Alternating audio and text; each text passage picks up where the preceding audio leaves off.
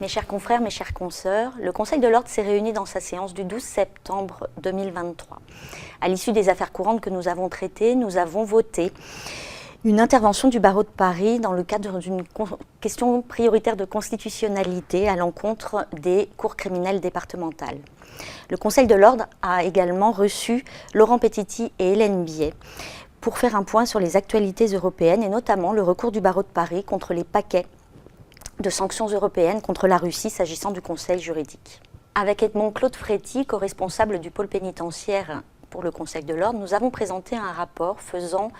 état de l'évolution du droit de visite de la bâtonnière dans les lieux de privation de liberté. Nous sommes ainsi revenus sur toutes les visites qui ont été effectuées par les délégués de Madame la bâtonnière ainsi que Madame la bâtonnière et Monsieur le vice-bâtonnier,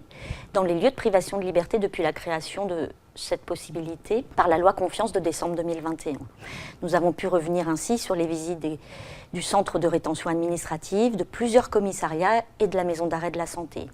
Nous avons présenté également un rapport sur les perspectives de ce droit et ce que nous avons envie, et ce que la bâtonnière de Paris a envie de faire de ce droit, l'évolution de celui-ci. Nous avons profité de la présence de Laurent Petiti et d'Hélène Biet pour justement faire un point également sur l'extension de ce droit à d'autres bâtonniers de l'Union européenne ou du Conseil de l'Europe. Nous avons également évoqué la possibilité pour les avocats de se saisir de l'article 803-8 du Code de procédure pénale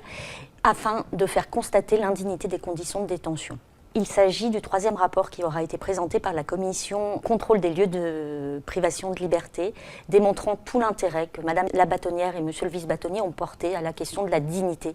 des personnes que nous assistons au quotidien.